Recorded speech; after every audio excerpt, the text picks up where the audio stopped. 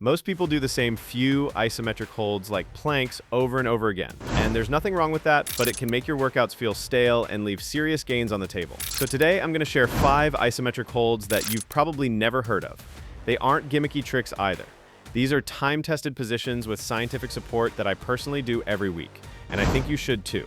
We'll start with one that's fairly uncommon, and then as we go, they'll get more and more obscure. I'd say maybe 10% of you have done exercise 1 at some point, but I'd bet less than 1% of you have ever even seen exercise 5. I think they're all worth doing. Okay, the first exercise is a simple way to build rotational core strength, improve stability, prevent lower back pain, and develop the kind of anti-rotation power that most people completely neglect. It's the half-kneeling chop hold. And if you've never tried holding this position before, you need to next time you work out.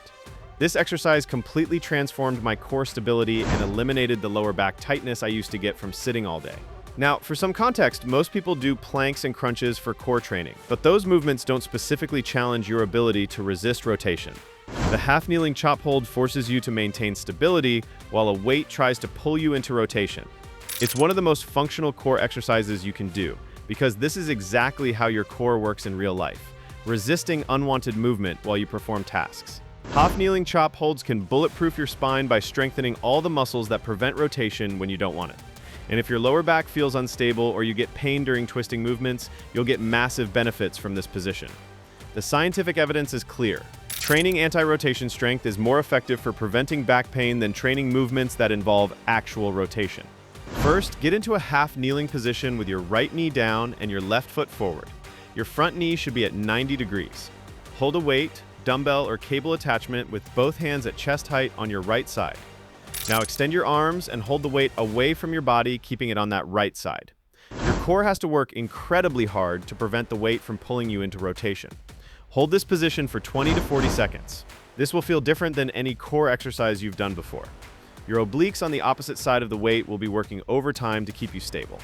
Your entire core has to stay braced to maintain your upright position. That's the point.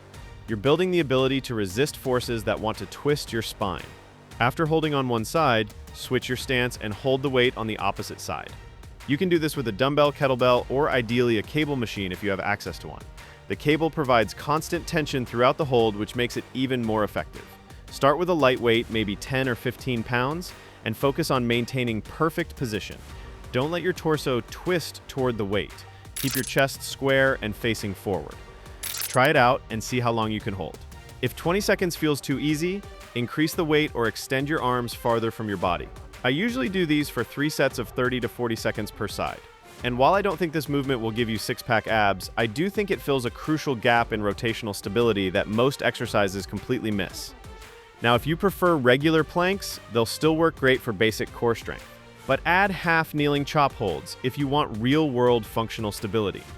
Next exercise takes a standard side plank and makes it incredibly more effective by adding an adductor challenge. It's the Copenhagen plank, and it's one of the best movements for groin health and hip stability. Here's the idea. Your adductor muscles on the inside of your thigh rarely get challenged in traditional training. Most exercises work your outer hips and glutes, but the inner thigh muscles get neglected. With the Copenhagen plank, you're training these crucial stabilizers that prevent groin strains and hip problems. This builds hip stability, improves athletic performance, and addresses one of the most common muscle imbalances in the body. One of the reasons I love it is because weak adductors are a major cause of groin injuries and knee pain, yet almost nobody trains them properly. Here's what you do. Set up perpendicular to a bench, with your body in a side plank position. Your top leg goes on the bench with your foot or ankle resting on it. Your bottom leg hangs in the air. Now lift your hips up so your body forms a straight line from head to feet. Your top leg has to work incredibly hard to support your entire body weight. Hold this position for 20 to 30 seconds. For technique, keep your hips high and your body straight. Don't let your hips sag toward the ground. Your top leg adductors will be screaming by the end of the hold. That burning sensation on the inside of your thigh means you're hitting muscles that probably never get trained. To make it easier, bend your top leg and rest your knee on the bench instead of your foot. To make it harder, keep your leg completely straight with just your ankle on the bench. I usually do these for 3 sets of 20 to 30 seconds per side. And while I don't think this hold will suddenly make you faster or more explosive, I do think if you're completely missing adductor work in your training, you're leaving massive gains in hip health and injury prevention on the table. So give them a shot. I think you'll feel muscles you forgot existed. Okay, so far we've only hit half kneeling chop holds and Copenhagen planks. The next 3 are definitely more obscure. Okay, this next hold I've been doing consistently, and I absolutely love it for hip mobility and overall joint health. It takes a standard squat and holds it at the deepest position possible. It's the deep squat rock bottom hold. Now, I've talked about squat depth before, but here's the key point. The ability to sit comfortably in a deep squat is a marker of overall joint health and mobility. That's where the rock bottom hold comes in. You squat down as deep as humanly possible and just sit there. This position opens up your hips, stretches your ankles, decompresses your spine, and builds the kind of mobility that most adults lose completely.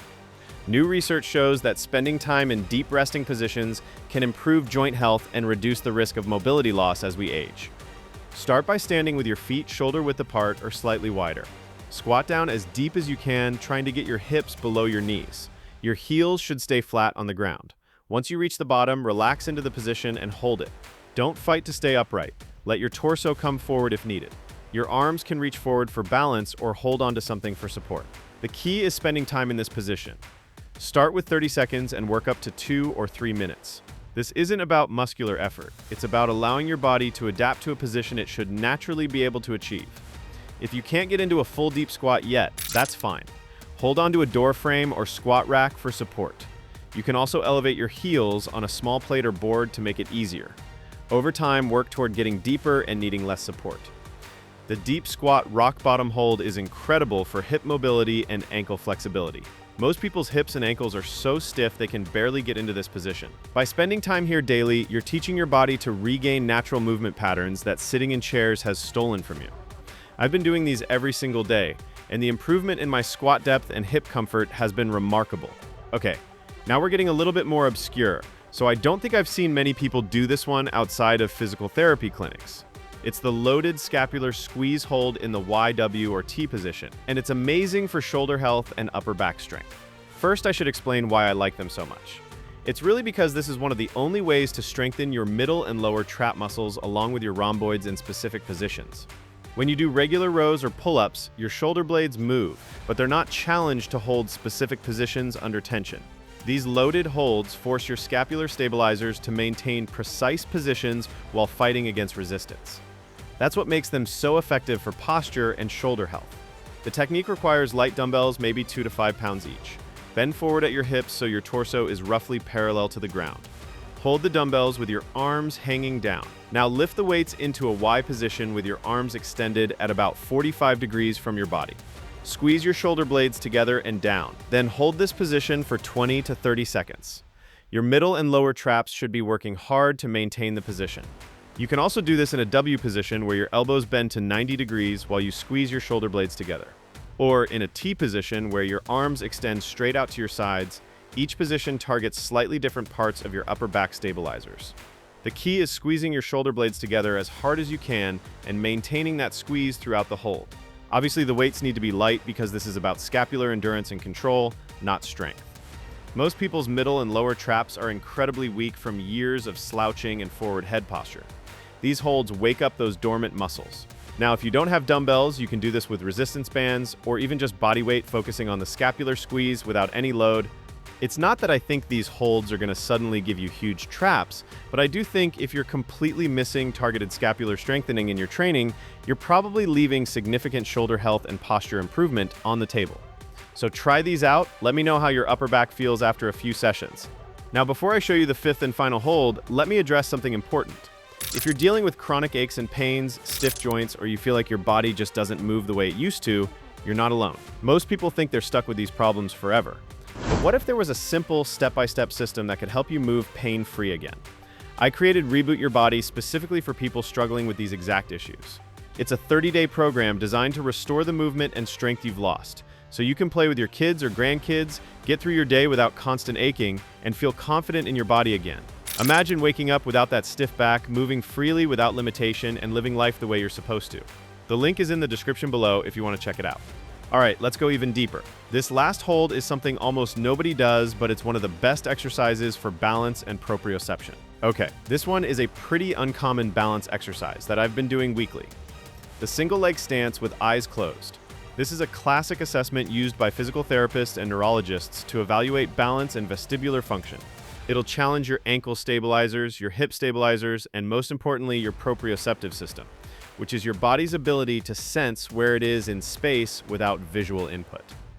The sustained single leg position with no visual feedback forces your nervous system to rely entirely on the sensory information from your joints and muscles. Actually, the first time I tried holding this for 30 seconds, I could barely make it 10 seconds before losing my balance.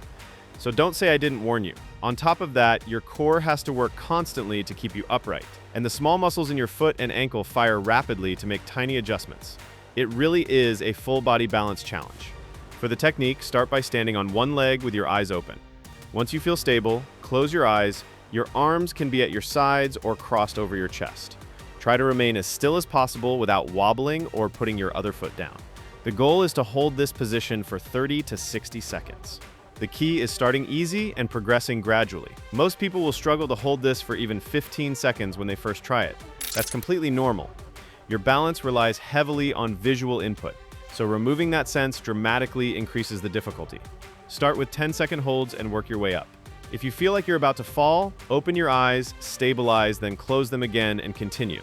This hold is special because it directly trains your proprioceptive system, which degrades significantly with age if not challenged. Poor proprioception is one of the main reasons older adults experience falls. By training this system, you're building the body awareness and automatic balance reactions that keep you safe and stable in daily life. Research shows that balance training with eyes closed is one of the most effective interventions for fall prevention. Don't practice this hold near anything you could fall into. Stand on a soft surface like a yoga mat with clear space around you. Having a wall nearby that you can reach out to for support is smart, but don't touch it unless you need to catch yourself. The wobbling and constant adjustments are part of the training. Your body is learning to balance without visual feedback. Okay, this wraps up the 5 most underrated isometric holds that can completely transform your body. Let me give you a simple way to program these into your training. You don't need to do all 5 in one workout. That would be inefficient and probably tire you out too much. Instead, spread them throughout your weekly routine strategically. Add half-kneeling chop holds to your core training days. Do 3 sets of 30 to 40 seconds per side. These will build the rotational stability your spine desperately needs. Include Copenhagen planks in your lower body or core workouts. 3 sets of 20 to 30 seconds per side. Within a month, your adductor strength and hip stability will improve dramatically. Do the deep squat, rock bottom hold daily if possible. Spend 2 to 3 minutes total throughout the day sitting in this position. Watch TV in a deep squat. Take phone calls in a deep squat. Make it a resting position you use regularly. Your hip and ankle mobility will transform. Add the loaded scapular squeeze holds to your upper body days. 3 sets of 20 to 30 seconds in each position. YW and T, your posture and shoulder health will noticeably improve. Finally, practice single leg stance with eyes closed as part of your warm-up or cool down 3 to 4 times per week. 3 sets of 30 to 60 seconds per leg. Your balance and body awareness will develop rapidly. The key with all of these holds is progressive overload. With the half-kneeling chop hold, increase the weight or extend your arms farther from your body. With the Copenhagen plank, progress from knee support to straight leg. With the deep squat hold, work toward needing less support and spending more time in the position. With the scapular holds, increase the weight or the duration. With the single leg balance, work toward longer holds with perfect stillness. These aren't holds you master in a week. They're practices that continue challenging you for years. That's what makes them so valuable. Unlike basic exercises that you quickly adapt to, these positions have endless progressions and variations to keep you improving indefinitely. So try them out for yourself and let me know what you think. Add them to your training rotation, be consistent with them, and watch how much better your body moves and feels. These 5 isometric holds might just be the missing pieces your training has desperately needed all along.